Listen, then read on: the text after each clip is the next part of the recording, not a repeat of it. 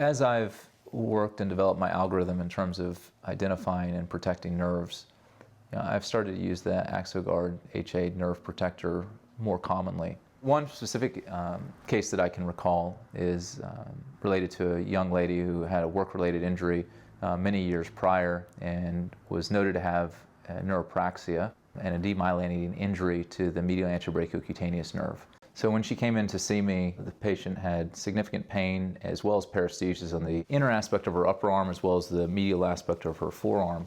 And her symptoms were quite debilitating. She couldn't wring a washcloth, she couldn't forcefully grip or rotate or squeeze. She was really limited not only in her potential job as a scrub technician, but even around the home. And she said that she's lost sleep and she's lost friends because of her disposition and how it's changed her and the pain that she's been dealing with for the last 3 years. So when she came in to see me, she was very frustrated. She had almost resigned herself to the fact that she may be left with these permanent deficits and this may be a permanent disability. And she was just hoping for a chance to maybe seek some resolution of her symptoms. From a surgical standpoint, once we made the decision to move forward with operative intervention, we took her to the operating room, we made an incision on the inner aspect of her upper arm, and we identified the nerve.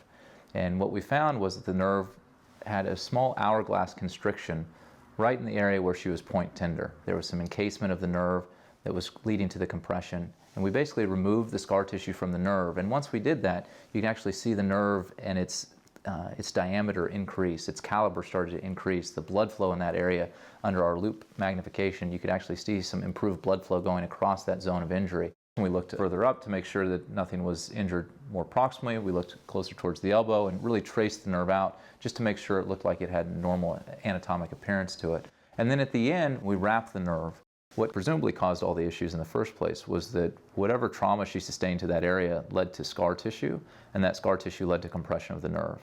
Well, immediately after surgery, you're going to have scar tissue, and you're going to have potential compromise and compression of the nerve. And so by placing the HA, you give an immediate barrier to the nerve itself, while the extracellular membrane has a chance to transform into this mesoneurium over the course of time to provide long-lasting protection of the nerve. It was 11 days after her surgery, and she walked in, she had a big smile on her face. I walked into the door with a little trepidation, hoping that she'd be better, but knowing that she'd had symptoms for 3 years. She met me with a huge smile on her face, jumped up, and gave me a big high five. And she said, "I feel amazing." I mean, there's nothing more that a surgeon can ask for or a provider can ask for than helping somebody along this path and making them feel so much better and resolving the symptoms that they've been dealing with for 3 years or more. We have about a year follow-up on her, and at this point in time, she's doing tremendously well. She's back to work. Her pain is completely resolved. She has no further deficits. She has no further complaints, and she's back to pretty much everything that she wanted to do prior to her injury and is now pain-free.